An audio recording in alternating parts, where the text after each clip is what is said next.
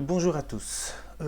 Aujourd'hui, dans cette vidéo, j'aimerais vous parler de quelque chose qui est, qui est utile de savoir faire, et ce sont des masques de luminosité. Donc des masques, hein, comme vous savez, mais qui sélectionnent uniquement la luminosité. Donc avec un masque pareil, on peut éventuellement accentuer des lumières spéculaires, hein, donc les surbrillances, hein, dans une photo. Mon ami Jean-Paul, il m'a laissé utiliser sa photo, euh, qui est pas mal au passage, et je vais m'en servir pour vous expliquer comment fonctionne un masque de luminosité en utilisant les canaux. Donc voilà, nous avons ici une image qui, on va dire, qui manque un peu de peps, hein, parce que les surbrillances sont un peu effacées, donc ça peut faire une lumière un peu plate. Hein, donc ça manque les surbrillances. Alors c'est peut-être parce qu'au développement, vous êtes passé à côté, etc. Bon, normalement, c'est le genre de choses qui ont règle, on va dire, au développement, mais pour une raison ou une autre, ça ne s'est pas fait, ou vous n'êtes pas arrivé à faire au développement, ça peut arriver, et donc vous voulez le faire par la suite. Donc c'est-à-dire augmenter les surbrillances, parce que les surbrillances sont, tout comme les ombres, font partie du volume, en fait, de l'effet 3D d'une image. Donc par exemple, si on passait ici en dans le caméra raw, quoi, donc au développement, est-ce qu'on aurait pu, je ne sais pas, augmenter les highlights? Est-ce que ça fonctionne? Pas des masses, quoi, hein. En fait, ça manque déjà au départ. Donc, comme ce n'est pas un RAW, évidemment, je travaille sur un JPEG.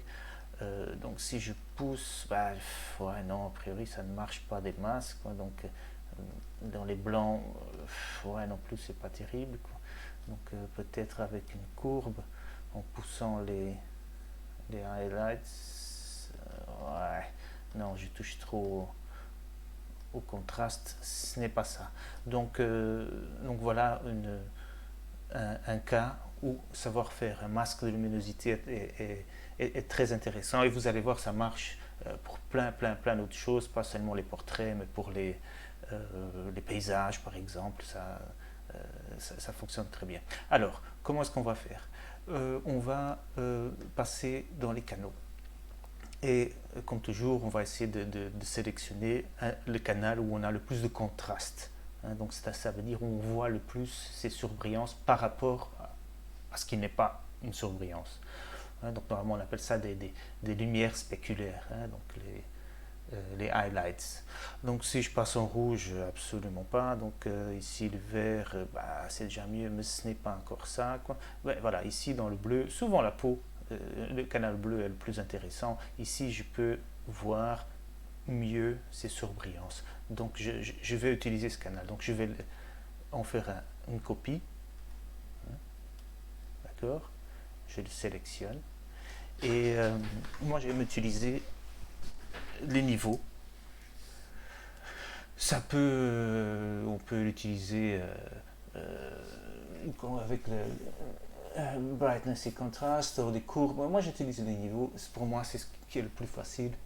Et donc, qu'est-ce que je vais faire? Je vais limiter l'information de l'image. C'est-à-dire que je vais bouger mes curseurs pour supprimer tout ce qui n'est pas surbrillance, tout ce qui n'est pas lumière spéculaire. Et en réalité, c'est le masque qui va se créer. Donc, j'essaie voilà, de décaler mon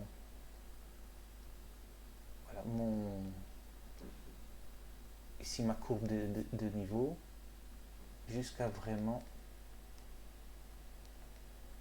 n'avoir que ce que je veux faire apparaître dans mon masque.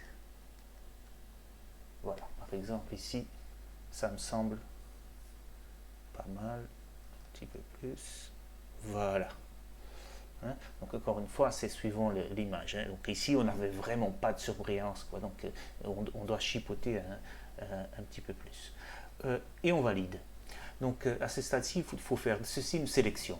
Donc c'est très simple, en vous mettant sur le calque, vous poussez sur CTRL, hein, aux commandes chez Apple, et on voit tout de suite qu'il a créé une sélection. Alors la vraie sélection, elle est plus grande que ce qui est en train de scintiller ici, hein, donc ne vous en faites pas. Donc j'ai créé ma sélection, je reviens, je clique juste sur mon calque d'origine, je reviens dans les couches et tout simplement j'ai créé un calque de courbe. Donc voilà. Donc quand je fais Alt, clique sur mon masque, et bien voilà mon masque. Donc j'ai créé un masque par rapport à une couche de la photo. Donc, tout simplement. Et évidemment, avec ce masque, je peux l'appliquer à n'importe quoi. Bon, ici, on parle de luminosité, donc l'appliquer à une courbe, c'est ce qui me semble le plus logique. Donc, voici mon masque. Donc, le masque, il est vraiment très fin. On voit vraiment tous les détails, etc. Moi, j'ai l'habitude de l'estomper un peu. Hop. Voilà, comme ça me semble bien. Hein. Et je reviens sur ma photo. Et à ce moment-ci, on a notre courbe. Il suffit alors à ce moment-là de pousser la lumière uniquement dans ce qui concerne les masques. Et donc on voit tout de suite la différence avant, après. Hein, donc on voit très bien que ces lumières, ces surbrillances, elles doivent exister. Hein, donc ici, elles étaient vraiment estompées, ça faisait un peu bizarre, il y avait peu de volume. Hein, et là, directement, on a des surbrillances. Donc ici, je les ai poussées dans la courbe, ici en haut. Donc ça veut dire que c'est uniquement le point blanc, donc dans les blancs, on va dire, de l'image. On peut éventuellement rajouter un point au milieu pour utiliser aussi les tons moyens, un petit peu légèrement, éventuellement. On peut venir regarder avec le masque pour l'estomper un petit peu plus si nécessaire. Donc là, ça me semble bien. Et voilà, aussi simple que ça change tout de suite une photo, de remettre les surbrillances en place comme elles devaient être. Et ça, on peut appliquer à plein d'autres choses. Donc ça s'appelle vraiment un masque de luminosité. Il y a d'autres moyens de le faire. Celui-ci, je pense que c'est le plus facile et qui s'applique à plus de choses. Donc c'était déjà un cas difficile au départ parce qu'il n'y avait pas beaucoup de surbrillance pour se baser. Donc c'est vraiment pas mal ce système pour faire ressortir la lumière spéculaire qui, comme je dis encore, fait partie de l'effet 3D de l'image au même type que les ombres. Hein. Donc ombre et lumière sont complémentaires, il ne faut pas essayer à tout prix de les supprimer.